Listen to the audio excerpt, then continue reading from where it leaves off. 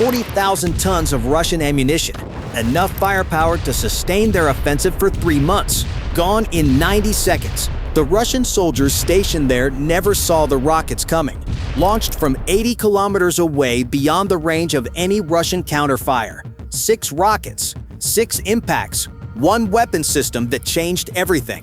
M142 High Mobility Artillery Rocket System, HIMARS.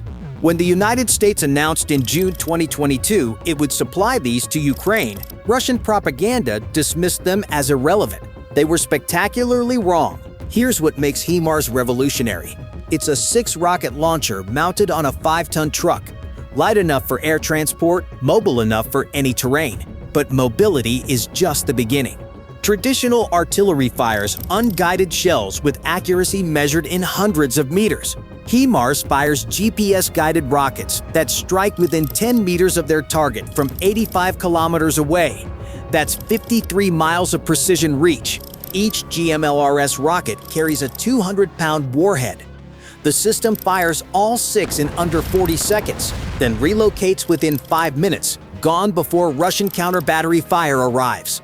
This combination range, precision, mobility creates a weapon that can devastate high-value targets while remaining effectively invulnerable. Russian ammunition depots that were considered safe suddenly became death traps. Command posts far behind the lines became vulnerable, and Russia's entire operational approach had to change. Late June 2022, Russia controlled nearly 20% of Ukrainian territory, grinding forward through overwhelming artillery superiority, firing tens of thousands of shells daily. But that ammunition had to be stored somewhere. July 1st, 2022, a Russian ammunition depot near Izium supplied forces attacking towards Sloviansk. It contained enough ammunition to sustain operations for weeks. At 11:47 p.m., 6 HIMARS rockets struck in rapid succession. Each rocket impacted within 15 meters of designated targets, storage bunkers, ammunition stacks, fuel storage. The precision was surgical. The effect was catastrophic. Secondary explosions continued for 6 hours. The facility was completely destroyed. Estimated losses: 15,000 to 20,000 tons of ammunition, equivalent to 3 days of intensive combat consumption across the entire front. But the physical destruction was only the beginning. Russia suddenly faced a strategic crisis. Their ammunition depots, previously safe, were now vulnerable. Russia was forced to relocate ammunition storage from 40 kilometers behind the front to beyond 100 kilometers. Transport times increased. Supply efficiency collapsed. Artillery units began experiencing ammunition shortages. The strikes continued relentlessly. July 9th, Novokakhovka Depot, obliterated. July 11th, Alchevsk Depot, destroyed. July 20th, command post near Kermarsin, struck during a meeting of senior officers. By late July, HIMARS had destroyed over 30 high-value targets. Before HIMARS, Russian forces fired 60,000 artillery shells per day. After systematic depot destruction, that rate dropped to 20,000, a 70% reduction. Ukrainian positions experienced less bombardment. Russian offensive stalled. This wasn't random destruction. Ukrainian forces, working with Western intelligence, were systematically dismantling Russia's logistics infrastructure. Satellites identified targets. Intelligence verified significance. HIMARS executed within hours. August 2022, Russian forces occupy Kherson City. Their supply lines depend on 3 critical river crossings, 2 bridges, and a dam. Ukrainian commanders understand: control these crossings, control the entire Russian position. The main Antonovsky Bridge is a fortress. Traditional artillery would require hundreds of shells to damage it significantly. HIMARS needed 6 rockets, precisely placed. Ukrainian intelligence identified the bridge's structural vulnerabilities, support pillars, and roadway deck sections. 6 GMLRS rockets, properly positioned, could render it unusable without complete destruction. A HIMARS launcher positioned 70 kilometers away received encrypted targeting data. Each rocket was pre-programmed with specific GPS coordinates, not just the bridge, but individual impact points to maximize structural damage. At 2:23 a.m., launch 6 rockets in 34 seconds. Flight time 90 seconds. While rockets flew toward target, the HIMARS crew was already relocating, gone before Russian counter-battery radar could coordinate response. Impact: 6 explosions within 11 seconds. Support pillars damaged. Roadway cratered and impassable. Approach ramps destroyed. Russian vehicles on the bridge eliminated. Russia attempted repairs. HIMARS struck the repair equipment. They built pontoon bridges. HIMARS destroyed them. Over the following weeks, the bridge was struck 4 more times, the railway bridge 3 times, and every pontoon crossing attempt was eliminated. By September, Russian forces west of the Dnipro were receiving less than 30% of required supplies. Ammunition rationed, equipment irreplaceable, medical evacuation compromised. In November, Russia evacuated Kherson entirely, the only regional capital they captured.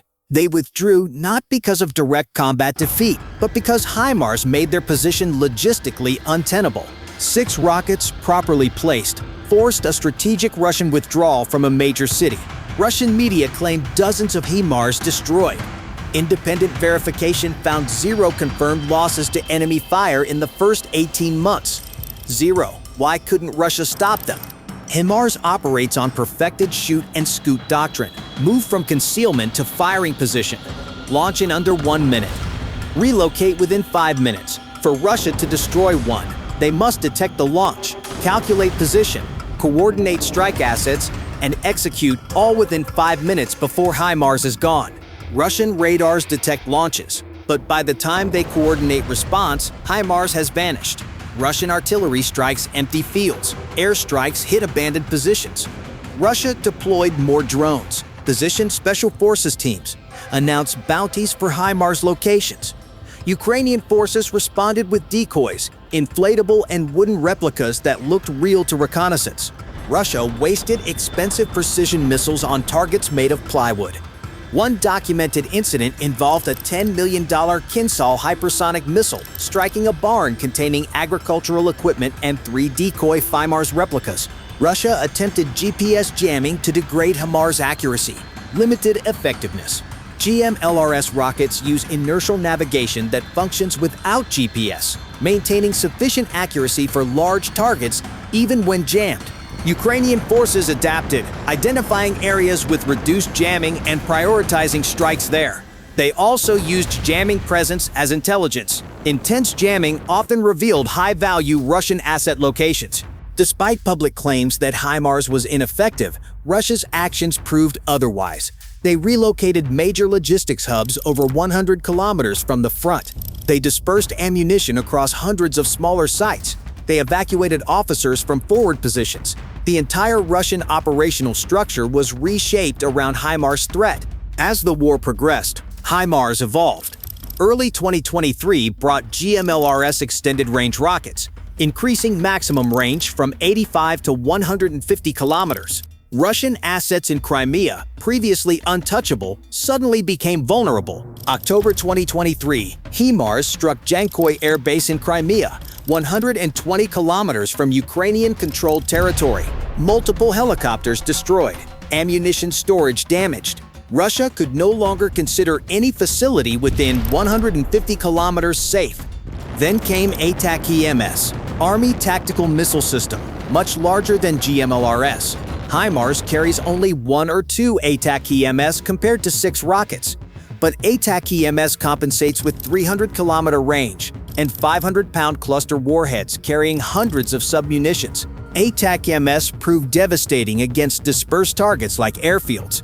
October 2023, a single ATAC-MS strike on Luhansk airfield destroyed or damaged 9 helicopters, including rare K-52s worth $40 million each. Total damage over $400 million from one missile. Russia was forced to relocate high-value aircraft hundreds of kilometers eastward, complicating operations and reducing sortie rates. The psychological impact was profound. Nowhere within 300 kilometers of Ukrainian-controlled territory was safe. Ukrainian forces developed innovative tactics, using HIMARS for counter-air missions, striking aircraft on the ground rather than engaging them in flight, far more cost-effective than air-to-air combat. By 2024, Ukrainian forces had integrated HIMARS with NATO intelligence networks, satellites, signals intelligence, high-altitude surveillance. This created kill chains measured in minutes, target identification to weapon impact in 10 to 15 minutes. Time-sensitive targets, command meetings, ammunition convoys, refueling aircraft were eliminated before they could disperse. By late 2023, HIMARS had destroyed or damaged over 400 high-value Russian targets. Russia possesses its own multiple rocket launchers, the Smerch and Tornado S, with similar range. So why has HIMARS been so much more effective?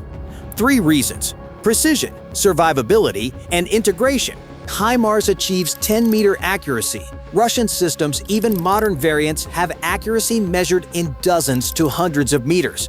HIMARS destroys a specific building with 6 rockets. Russian systems require 30 to 50 rockets for equivalent effect. HIMARS can fire and displace in 5 minutes. Russian systems require 15 to 20 minutes to prepare, fire, and relocate. In counter-battery warfare, those extra minutes are often fatal.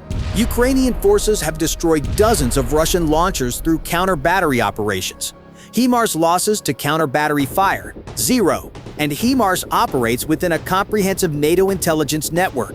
Russian systems lack comparable integration. The lesson is clear. Modern warfare isn't about having weapons with impressive specifications. It's about precision, integration, training, and doctrine. HIMARS succeeds because it's the most effectively employed system on the battlefield. Military forces worldwide are studying these lessons.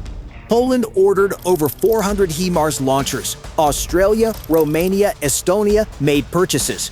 Japan is reconsidering artillery doctrine entirely. Several profound lessons have emerged. First, precision defeats mass. 6 accurate rockets achieve more than 600 poorly aimed shells.